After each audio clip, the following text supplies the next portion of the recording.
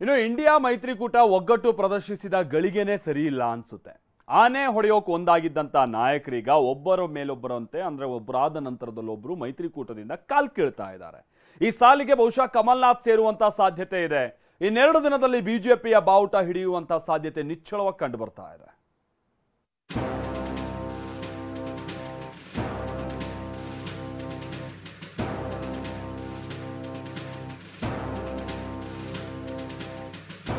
ಬಿಜೆಪಿಗೆ ಜಿಗಿತಾರ ಗಾಂಧಿ ಕುಟುಂಬದ ನಿಷ್ಠಾ ಕಮಲ್ನಾಥ್.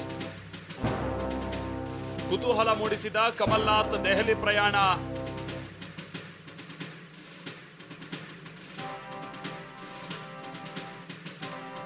ಒಂದರ ಮೇಲೊಂದು ಬಾಣ. ಮೊನ್ನೆ ತಾನೇ ಮಹಾರಾಷ್ಟ್ರ ಕಾಂಗ್ರೆಸ್ ಹಿರಿಯ ನಾಯಕ ಮಾಜಿ ಮುಖ್ಯಮಂತ್ರಿ ಅಶೋಕ್ ಚೌಹಾಣ್ ಪಕ್ಷ ತೊರೆದ ಬೆನ್ನಲ್ಲೇ ಕಾಂಗ್ರೆಸ್ಗೆ ಮತ್ತೊಂದು ಬರಸಿಡಿಲೆ ಬಡಿದಂತಾಗಿದೆ.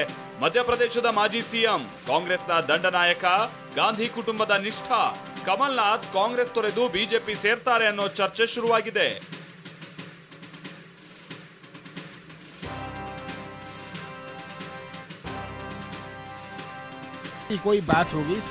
ಈ ಊಹಾಪೋಹಕ್ಕೆ ಇಂಬು ನೀಡುವಂತೆ ಕಮಲ್ನಾಥ್ ತಮ್ಮ ಚಿಂದ್ವಾರ ಕ್ಷೇತ್ರದ ಪ್ರವಾಸವನ್ನ ಏಕಾಏಕಿ ರದ್ದುಗೊಳಿಸಿ ದೆಹಲಿಗೆ ಹಾರಿದ್ರು. ಕಮಲ್ನಾಥ್ ಅವರೊಂದಿಗೆ ಪುತ್ರ ನಕುಲ್ನಾಥ್ ಕೂಡ ದೆಹಲಿಗೆ ದೌಡಾಯಿಸಿದ್ದಾರೆ. ಇದಕ್ಕೂ ಮುನ್ನ ಸಂಸದ ನಕುಲ್ನಾಥ್ ಬೆಂಬಲಿಗರ ಜೊತೆ ಸಭೆ ನಡೆಸಿ ಸಾಮಾಜಿಕ ಮಾಧ್ಯಮಗಳ ಖಾತೆಯಿಂದ ಕಾಂಗ್ರೆಸ್ ಜೊತೆಗಿನ ಲಿಂಕ್ ಅನ್ನ ತೆಗೆದಿದ್ರು. ಇದೆಲ್ಲವೂ ಭಾರಿ ಚರ್ಚೆ ಹುಟ್ಟುಹಾಕಿದ್ವು. ಆದ್ರೆ ಭೋಪಾಲ್ನಿಂದ ದೆಹಲಿಗೆ ಹೊರಡುವ ಮುನ್ನ ಮಾತನಾಡಿದ ಕಮಲ್ನಾಥ್ ಬಿಜೆಪಿ ಸೇರುವ ಬಗ್ಗೆ ಸ್ಪಷ್ಟವಾಗಿ ಹೇಳಿಲ್ಲ.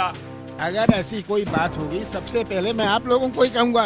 मैं तो कह रहा हूँ इनकार की बात नहीं है. मैंने कहा मैं तो एक साइड नहीं हूँ इस तरफ या उस तरफ, पर बात यह है कि अगर ऐसी कोई बात होगी ಅಂತದೇನೂ ಇಲ್ಲ ಎನ್ನುತ್ತಲೇ ದೆಹಲಿ ಫ್ಲೈಟ್ ಹತ್ತಿದ ಕಮಲ್ನಾಥ್ 48 ಗಂಟೆಯಲ್ಲಿ ಅಂದ್ರೆ ಫೆಬ್ರವರಿ 19ರ ಒಳಗಾಗಿ ಬಿಜೆಪಿ ಸೇರ್ತಾರೆ ಅಂತ ಹೇಳಲಾಗ್ತಾ ಇದೆ. ಇತ್ತ ನವಜೋತ್ ಸಿಂಗ್ ಸಿಧು ಕಾಂಗ್ರೆಸ್ನ 4 ಮುಖಂಡರನ್ನ ಕರೆದುಕೊಂಡು ಬಿಜೆಪಿ ಹೋಗಲಿದ್ದಾರೆ ಅಂತ ಹೇಳಲಾಗ್ತಾ ಇದೆ. ಇನ್ನು ಚಂದ್ರಬಾಬು ನಾಯ್ಡು ಸಹ ಎನ್ಡಿಎ ಬಣ ಸೇರುವ ಸಾಧ್ಯತೆ ಇದೆ.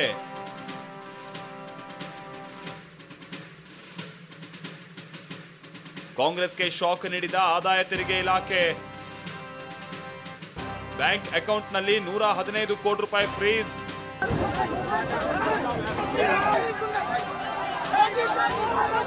ಕಮಲ್ನಾಥ್ ಪಕ್ಷ ತೊರೆಯೋ ಆತಂಕದ ಮಧ್ಯೆನೇ ಕಾಂಗ್ರೆಸ್ ಪಕ್ಷಕ್ಕೆ ಆದಾಯ ತೆರಿಗೆ ಇಲಾಖೆ ಶಾಕ್ ನೀಡಿದೆ.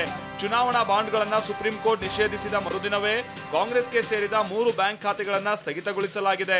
ಸಾರ್ವಜನಿಕರಿಂದ ದೇಣಿಗೆ ರೂಪದಲ್ಲಿ ಸಂಗ್ರಹಿಸಲಾದಂತ 210 ಕೋಟಿ ರೂಪಾಯಿಗಳಿಗೆ ತೆರಿಗೆ ಪಾವತಿಸದ ಕಾರಣ ಆದಾಯ ತೆರಿಗೆ ಇಲಾಖೆಯು ಕಾಂಗ್ರೆಸ್ಗೆ ಸೇರಿದ 3 ಬ್ಯಾಂಕ್ ಖಾತೆಗಳನ್ನ ಮುಟ್ಗೋಲು ಹಾಕೊಂಡಿದೆ.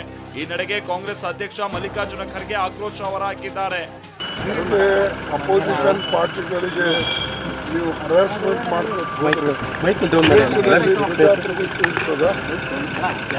ಎಷ್ಟು ಜನರಿಗೆ ನೀವು ಇದೇ ರೀತಿಯಾಗಿ ಎದುರಿಸಿ ಪಾರ್ಟಿಗಳನ್ನ ಕ್ಲೋಸ್ ಮಾಡಬೇಕಂತ ಮಾಡಿದ್ವಿ. ಈಗಾಗಲೇ ಶಾಸಕರಿಗೆ ಎಂಪಿಗಳಿಗೆ ನೀವು ಎದುರಿಸಿಕೊಂಡು ಒಬ್ಬರನ್ನ ಸೆಳ್ಕೊಳ್ತಾ ಇದ್ದೀವಿ. ಇದರ ಬೆನ್ನಲ್ಲೇ ಕಾಂಗ್ರೆಸ್ ಆದಾಯ ತೆರಿಗೆ ಮೇಲ್ಮನವಿ ನ್ಯಾಯಮಂಡಳಿ ಮೊರೆ ಹೋಗಿತ್ತು. ತುರ್ತು ಅರ್ಜಿ ವಿಚಾರಣೆ ನಡೆಸಿದ ನ್ಯಾಯಮಂಡಳಿ ಕಾಂಗ್ರೆಸ್ ಪಕ್ಷದ ಬ್ಯಾಂಕ್ ಖಾತೆಗಳಿಗೆ ಮರುಚಾಲ್ತಿ ನೀಡುವಂತೆ ಆದಾಯ ತೆರಿಗೆ ಇಲಾಖೆಗೆ ಮಧ್ಯಂತರ ಆದೇಶ ನೀಡಿದೆ. ವಿಚಾರಣೆಯನ್ನ ಫೆಬ್ರವರಿ 21ಕ್ಕೆ ಮುಂದೂಡಿದೆ. ಇನ್ನು ಭಾರತ್ ಜೋಡೋ ನ್ಯಾಯ ಯಾತ್ರೆಯಲ್ಲಿ ಕಾಂಗ್ರೆಸ್ ನಾಯಕ ರಾಹುಲ್ ಗಾಂಧಿ ಎನ್ಡಿಎಗೆ ಟಕ್ಕರ್ ನೀಡಿದ್ದಾರೆ.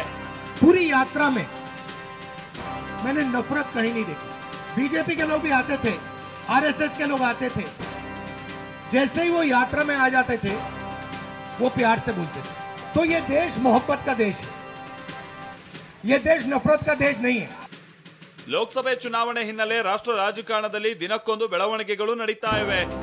ಹರೀಶ್, ಟಿವಿ9, ನವದೆಹಲಿ.